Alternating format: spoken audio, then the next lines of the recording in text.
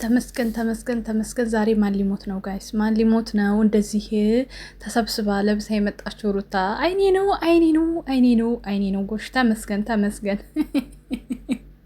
አዎ የውስጥ ምክር ይዛችኋል ይመስለኛል ማለት ነው። ጥሩ ነው፣ ደስ ይላል። ሰላም ሰላም፣ እንዴት ናችሁ? ውድና የተከበራችሁ በመላው ዓለም የምትገኙ ኢትዮጵያውያን እንዲሁም ኤርትራውያን ቻኔ ቤተሰቦች እንዴት ናችሁ? እግዚአብሔር ይመስገን በጣም ሰላም ነኝ። ፋንድሾችዬ ፍቅርዬ ጠፍታለች፣ ናፍቃኛለች። ዛሬ እንግዲህ በአዲስ ነገር በቡጥቡጥ በክትክት ያው ካልመጡ በጣም ነው የምናደደው። በፍቅርም ይሁን በክትክት ይምጡልኝ፣ ናፍቀውኛል እውነት ለመናገር። የኔ ጽጌረዳ እየጠፋች እምቢ ብላኛለች እና ብዙዎቻችሁ በአክሽን ናፍቀናለች ሳምሪ ምናምን በጠዋት በሰራሁት ቪዲዮ ላይ ፍቅርዬ ናፍቀናለች፣ ሌላውን ተይው የራሱ ጉዳይ እያላችሁ የነበረ እንዲሁም ደግሞ በሩታ ምክንያት እኔ ስትሉም የነበራችሁ አላችሁ። እንግዲህ ዛሬ ኦኬ ምንም አይደለም፣ ሲሻሻልም ደግሞ እኛ ችግር የለም ላይክ እናደርጋለን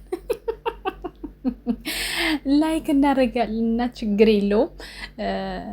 ዛሬ ተመስገን ተመስገን ተመስገን ሰብሰብ ብላለች ማለት ነው። በዚህ አጋጣሚ የሄሉን ፋሚሊዎች መታችሁ ኮሜንት የጻፋችሁልኝ ያላችሁ እየሳኩኝ ነበረ እውነት ለመናገር ስለ ሄሉ ለምን አታወሪም? ስለ እሷ ታወሪያለሽ? የሄሉ የናቲ እህት አለባበሷን እያየሽ ነው ብላችሁ ነበረ።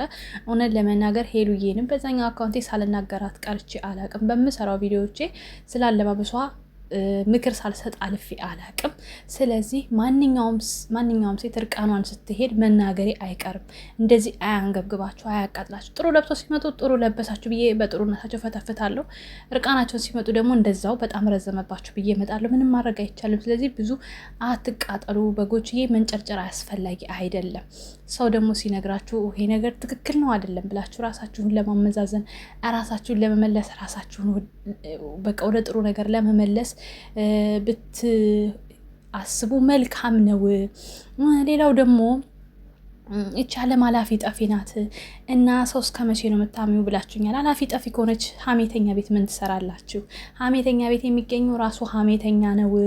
ገባችሁ? ስለዚህ እኔ ሀሜተኛ ኮንኩ እኔ ቤት አለመገኘት ነው።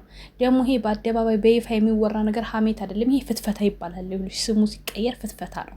ያ ማለት አንድን ሰው በጥሩ በመጥፎ መተቸት ወይም ደግሞ ሪያክሽን ቪዲዮ ነው ይሄ ማለት ነው። እንዴት ታውቃላችሁ? ብዙዎች ሪያክሽን ቪዲዮ ይሰራሉ አይደል? ሪያክት እንደዛ ነው የምንሰራው። በቃ ልዩነቱ እኛ ባክግራውንዳችን ከኋላ መሆናችን ነው።